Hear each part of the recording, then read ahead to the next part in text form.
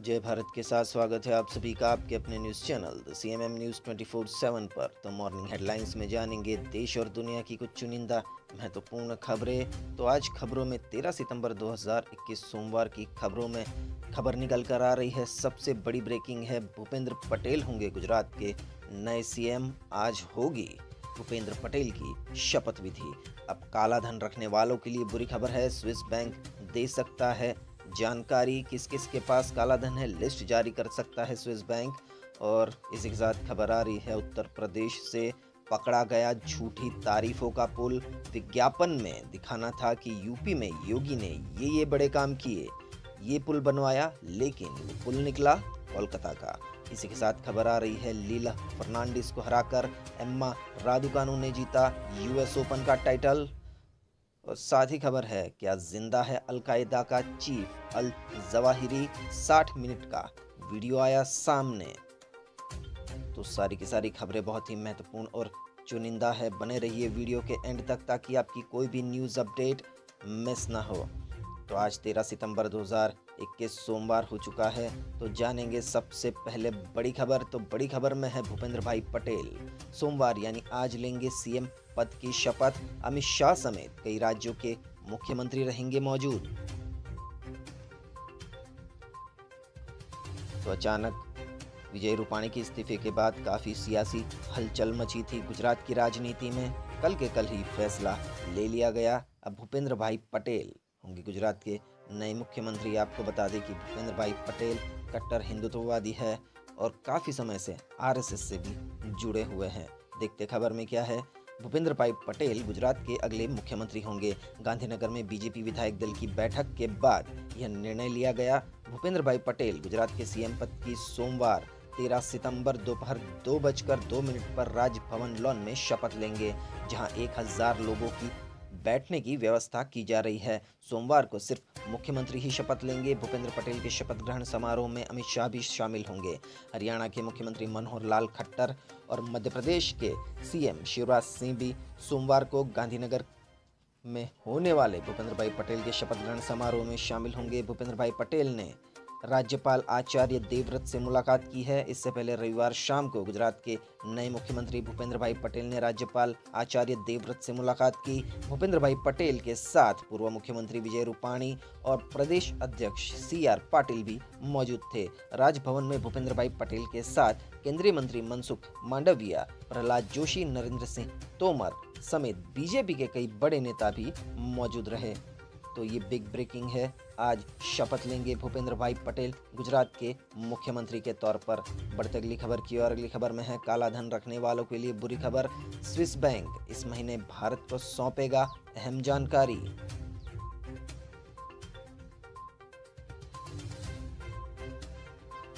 तो स्विट्जरलैंड के साथ सूचना के स्वतः आदान प्रदान के समझौते के तहत भारत को इस महीने अपने नागरिकों के स्विस बैंक खातों का विवरण मिलेगा और इसमें पहली बार यूरोपीय देश में भारतीयों के स्वामित्व वाली अचल संपत्ति की जानकारी भी शामिल होगी। अधिकारियों ने रविवार को यह जानकारी दी कि स्विट्जरलैंड तीसरी बार भारत के साथ ये विवरण साझा करेगा। इससे पहले वह सितंबर 2019 और सितंबर 2020 में ऐसी ही जानकारी साझा कर चुका है। विदेशों में कथित रूप से जमा काले धन के खिलाफ भारत सरकार की लड़ाई में एक महत्वपूर्ण कदम के तहत भारत को इस महीने स्विट्जरलैंड में भारतीयों के स्वामित्व वाले फ्लैट, अपार्टमेंट और घरों के बारे में पूरी जानकारी मिलेगी। भारत को साथ ही ऐसी संपत्तियों से होने वाली कमाई की भी जानकारी मिलेगी। इससे देश को उन संपत्तियों से जुड़ी जानकारी, देनदारियों पर ध्यान देने में मदद मिलेगी। बढ़ते अगली खबर की और। अगली खबर में है, सिद्धू ने कैप्टन को लिखा पत्र, कहा प्रदर्शनकारी किसानों पर दर्ज FIR वापस ले। जी हाँ दोस्तों, पंजाब से एक खबर आ रही है। नवजोत सिंह सिद्धू कांग्रेस प्रदेश अध्यक्ष है पंजाब के। उन्होंने कैप्टन अमरिंदर सिंह को पत्र लिखा है और CM कैप्टन अमरिंदर सिंह को प्रदर्शनकारी किसानों पर दर्ज FIR वापस लेने को कहा है। तो देखते हैं इस खबर में क्या है।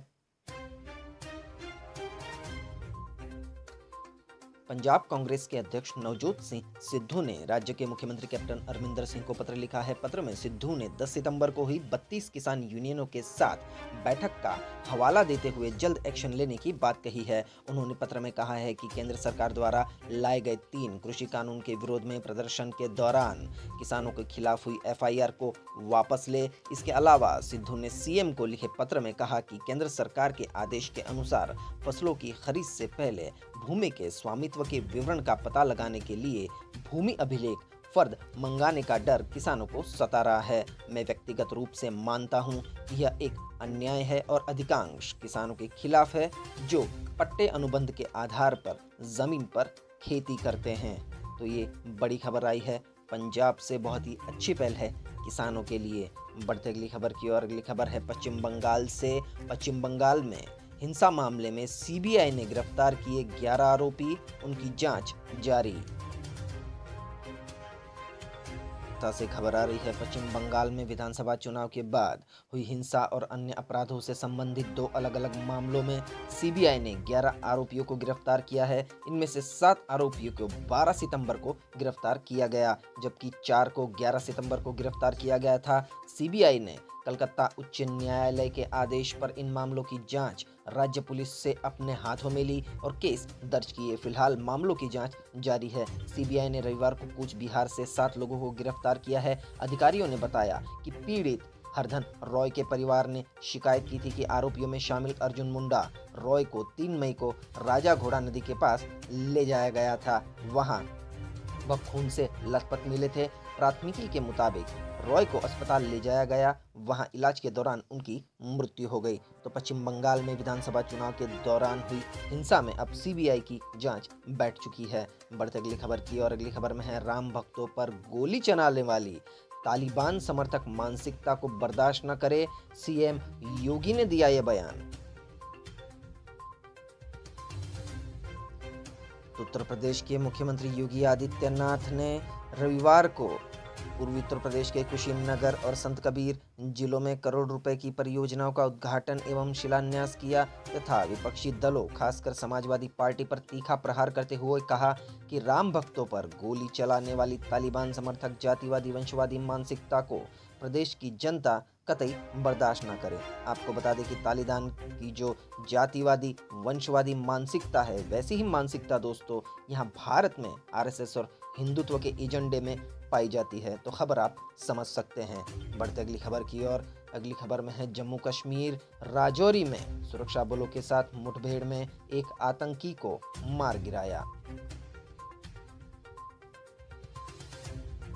जम्मू कश्मीर के राजौरी जिले में एक तलाशी अभियान के बाद सुरक्षा बलों के साथ हुई मुठभेड़ में एक अज्ञात आतंकवादी को मार गिराया है।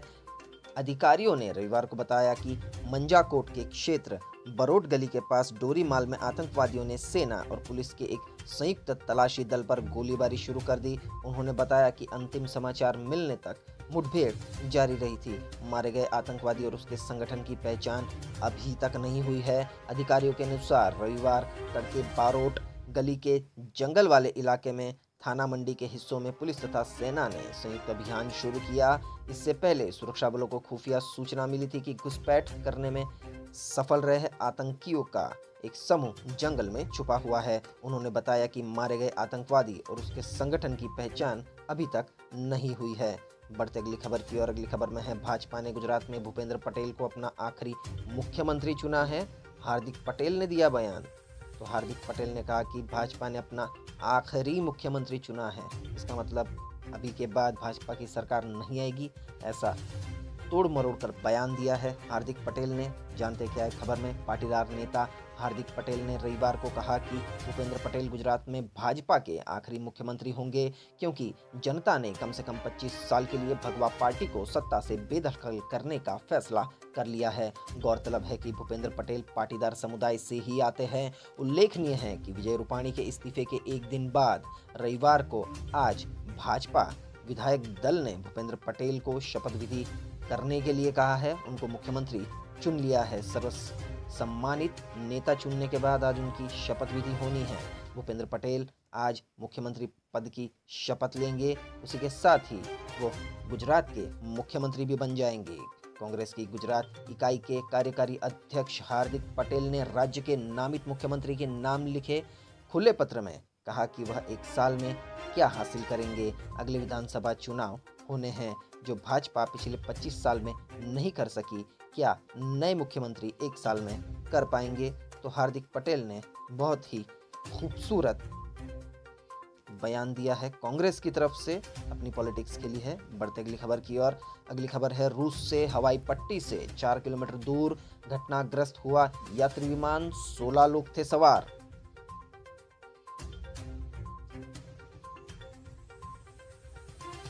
रूस के इरकुत्स्क में यात्री विमान दुर्घटनाग्रस्त हो गया। विमान में कुल 16 लोग सवार थे, जिनमें से 14 यात्री और 2 चालक दल के सदस्य थे। आपातकालीन सेवा विभाग ने इस घटना की जानकारी दी है। विभाग की ओर से कहा गया है कि विमान ने इरकुत्स्क से कजाचेंस्कोय के लिए उड़ान भरी थी, जो रनवे से सिर्फ 4 किलोमीटर दूर घटनाग्रस्त हो गया। आपात स्थिति मंत्रालय ने कहा कि रविवार को रूस के इरकुत्स्क क्षेत्र में 14 यात्री और चालक दल के 2 सदस्यों के साथ L410 विमान दुर्घटनाग्रस्त हो गया है। आपातकालीन सेवा के प्रवक्ता ने कहा कि L410 विमान जिसने टेगा में कठिन लैंडिंग की, उसमें 16 लोग सवार थे, उनमें से 2 चालक दल के सदस्य हैं। इसके साथ ही प्रवक्ता ने कहा कि एक Mi-8 हेलीकॉप्टर को हवाई जहाज की खोज के लिए भेजा गया है। आपातकालीन सेवा विभाग के अनुसार ऐसा प्रतीत होता है कि विमान में आग लग गई थी। विमान में सवार लोगों को जिंदा बचाने की संभावना है, क्योंकि यात्रियों में से एक ने अपने रिश्तेदारों से संपर्क भी किया है। बढ़ते अगली खबर की ओर। अगली खबर में है इंटरनेशनल ड्रग सिंडिकेट का भांडाफोड़, एक विदेशी समेत 2 गिरफ्तार, 30 करोड़ रुपए की ड्रग्स बरामद। तो नई दिल्ली से खबर आ रही है। दिल्ली पुलिस की स्पेशल सेल ने इंटरनेशनल ड्रग सिंडिकेट का भांडाफोड़ करते हुए एक विदेशी समेत 2 लोगों को गिरफ्तार किया है। इनके पास से पुलिस ने करीब 16,650 किलो का ड्रग्स बरामद किया है, जिसकी इंटरनेशनल मार्केट में कीमत करीब 30 करोड़ रुपए लगाई जा रही है। पुलिस गिरफ्त में आया विदेशी नागरिक कोरियर के जरिए अन्य देश में ड्रग्स भेजता था। गिरफ्तार आरोपियों के नाम बाबूलाल और डेविड है, जो कि एक नाइजीरियन नागरिक है, अवैध रूप से इंडिया में रह रहे थे। दिल्ली पुलिस की स्पेशल सेल ने जांच के दौरान इन 2 लोगों की पहचान की है। बढ़ते अगले समाचार की ओर।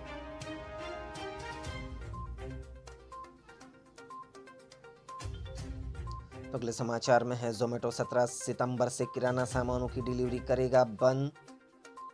या दोस्तों, ऑनलाइन फूड डिलीवरी सेवा देने वाली कंपनी जोमेटो 17 सितंबर को किराना सामानों की अपनी डिलीवरी सेवा को बंद करने का फैसला किया है। कंपनी ने ऐसा ऑर्डर को पूरा करने से जुड़ी खामियों को दिखाते हुए, जिसकी वजह से ग्राहकों को संतोषजनक अनुभव नहीं मिल रहे थे। इसके साथ ही जोमेटो इस वर्ग से पिछले साल से दूसरी बार बाहर निकली है। कंपनी ने पहली बार कोविड-19 को देखते हुए पिछले साल लॉकडाउन के दौरान इस वर्ग में प्रवेश किया था, लेकिन अपने फूड डिलीवरी व्यापार के सुधरने के बाद उसने यह वर्ग छोड़ दिया था। कंपनी ने यह भी कहा है कि उसका मानना है कि ग्रोफर्स यानी किराना सामानों की डिलीवरी सेवा देने वाली कंपनी में उसके निवेश से अपने खुद के मंच पर किराना सामानों की डिलीवरी सेवा की तुलना में उसके शेयर धारकों के लिए बेहतर नतीजे मिलेंगे। तो जोमेटो की तरफ से ये खबर आ रही है कि अब 17 सितंबर से जोमेटो किराना के सामान की डिलीवरी नहीं करेगा। बढ़ते अगली खबर की और। अगली खबर में है गुजरात में नए सीएम का भव्य स्वागत, गांधीनगर में हुई आतिशबाजी, उमड़ा हजारों का हजूम। तो पाटीदार समुदाय के बड़े नेता भूपेंद्र पटेल को गुजरात का नया मुख्यमंत्री बनाए जाने पर गांधीनगर में उनके समर्थकों ने खूब आतिशबाजी की है और जश्न मनाया है। पटेल आज गुजरात के 17वें मुख्यमंत्री के तौर पर शपथ ग्रहण करेंगे। देखते क्या है अगले समाचार में। अगले समाचार आ रहे हैं केरल से। केरल में कोरोना के 20,240 नए केस मिले। 24 घंटे में 67 मरीजों की हुई है मौत। तो केरल में रविवार को कोविड-19 के 20,240 नए मामले आए हैं, जिससे संक्रमितों की संख्या बढ़कर 43,75,431 हो गई है। वहीं संक्रमण से और 67 लोगों की मौत होने की मृतक संख्या बढ़कर 22,551 हो गई है। राज्य सरकार द्वारा जारी विज्ञप्ति के अनुसार पिछले 24 घंटे के दौरान 1,15,575 नमूनों की जांच के बाद संक्रमण दर 17.51% दर्ज किया गया है। तो आपको बताते चले कि 14 जिलों में एर्नाकुलम में सबसे अधिक 2,572 नए मामले सामने आए हैं। तो केरल में अभी भी कोरोना की रफ्तार जारी है। बढ़ते अगली खबर की और अगली खबर में है, क्या जिंदा है अलकायदा का चीफ अल जवाहिरी? 60 मिनट का वीडियो आया सामने। जी हाँ दोस्तों, ये आतंकी अलकायदा का हेड है, चीफ है, जिसके मर जाने के कयास लगाए जा रहे थे, कोई खबर नहीं आ रही थी, लेकिन हाल ही में उसका 60 मिनट का वीडियो सामने आया है। देखते खबर में क्या है। अलकायदा के आधिकारिक चैनल एस साहब मीडिया ने 9/11 आतंकी हमले की बरसी पर टेलीग्राम चैनल पर अल जवाहिरी का 60 मिनट का वीडियो जारी किया है। यह वीडियो डॉक्यूमेंट्री स्टाइल में जारी किया गया है और उसका टाइटल है यरूशलेम विल नॉट बी जुडाइज्ड। आपको बता दें कि ओसामा बिन लादेन के बाद अलकायदा की कमान संभालने वाला अल जवाहिरी पिछले काफ़ी समय से अंडरग्राउंड था। नवंबर 2020 में जवाहिरी की बीमारी से मौत की खबरें भी आई थी, जिसके बाद उसका न कोई वीडियो सामने आया और न उससे जुड़ी जानकारी मिली। लेकिन अमेरिका में 9/11 हमले की बरसी के दिन अलकायदा ने अल जवाहिरी का नया वीडियो जारी किया है, जिसमें वह पूरी तरह से स्वस्थ दिखाई दे रहा है। देखते अगले समाचार। अगले समाचार में है, पिछले 6 महीने में इस्तीफा देने वाले बीजेपी के चौथे मुख्यमंत्री बने विजय रूपाणी।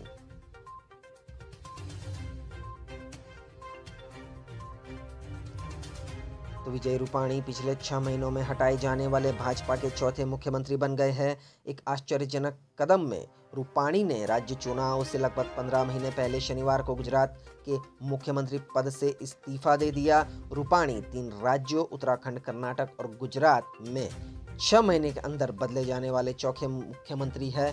भगवा पार्टी ने मार्च में उत्तराखंड के तत्कालीन मुख्यमंत्री त्रिवेंद्र सिंह रावत की जगह लोकसभा सदस्य तीरथ सिंह रावत को मुख्यमंत्री बना दिया था। जुलाई में मुख्यमंत्री बनाए जाने के 4 महीने बाद ही तीरथ सिंह रावत को भी हटा दिया और 2 बार के विधायक पुष्कर सिंह धामी को मुख्यमंत्री की जिम्मेदारी सौंपी गई। उत्तराखंड के बाद भाजपा ने कर्नाटक में बीएस येदियुरप्पा को हटाकर बीएस बोम्मई को मुख्यमंत्री की कमान सौंप दी और अब विजय रूपाणी को हटाकर भूपेंद्र भाई पटेल को गुजरात की कमान सौंपी है।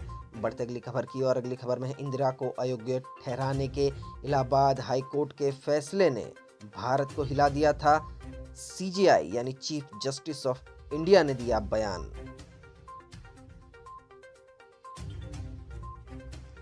तो भारत के प्रधान न्यायाधीश एनवी रमन्ना ने यानी chief justice of India NV Ramana ने शनिवार को कहा कि इलाहाबाद उच्च न्यायालय के न्यायाधीश न्यायमूर्ति जगमोहन लाल सिन्हा 1975 में इंदिरा गांधी को चुनावी कदाचार के लिए प्रधानमंत्री पद के लिए अयोग्य घोषित करने के फैसले ने देश को झंझोड़ कर रख दिया था। यूपी नेशनल लॉ यूनिवर्सिटी और इलाहाबाद उच्च न्यायालय के एक नए भवन परिसर की शिलान्यास समारोह में चीफ जस्टिस ऑफ इंडिया ने कहा कि 1975 में इलाहाबाद हाई कोर्ट के न्यायमूर्ति जगमोहन लाल सिन्हा के फैसले ने देश को हिलाकर रख दिया था। इन्होंने इंदिरा गांधी को अयोग्य घोषित कर दिया था। रमन्ना ने कहा कि यह बड़े साहस का निर्णय था, जिसके बारे में कहा जा सकता है कि इसका सीधा परिणाम हुआ कि आपातकाल की घोषणा करनी पड़ी। बढ़ते अगली खबर की ओर। तो अगली खबर में है, कांग्रेस ने 70 साल में जो बनाया भाजपा ने सब कुछ बेच दिया, राहुल गांधी ने दिया बयान।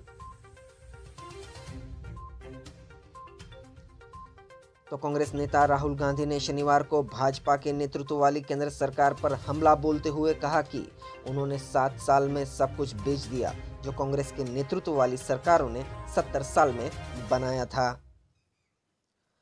कांग्रेस के नेतृत्व वाली सरकारों ने 70 साल में जो बनाया था वह 7 साल में बीजेपी ने बेच दिया, ऐसा आरोप लगाया है। राहुल गांधी ने कांग्रेस से संबंधित national students union of India यानी एनएसयूआई की राष्ट्रीय कार्यकारिणी को संबोधित करते हुए उन्होंने कहा कि मुंबई आतंकी हमलों के समय प्रधानमंत्री मनमोहन सिंह को एक कमजोर प्रधानमंत्री करार दिया गया था, लेकिन मीडिया ने प्रधानमंत्री नरेंद्र मोदी से पुलवामा हमले के समय सवाल तक नहीं किया। उन्होंने कहा कि कांग्रेस हमेशा देश को खड़ा करने वाला स्तंभ ही रहा है और 70 साल की हमारी सारी मेहनत भाजपा ने केवल 7 वर्षों में बेच दी।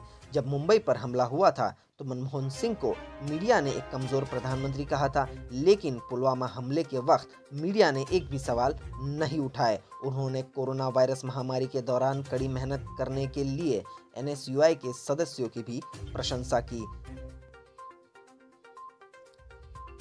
देखते अगले समाचार है गुजरात से। विजय रूपाणी के इस्तीफे पर बोली कांग्रेस और आम आदमी पार्टी, कहा बलि का बकरा बनाया गया विजय रूपाणी को।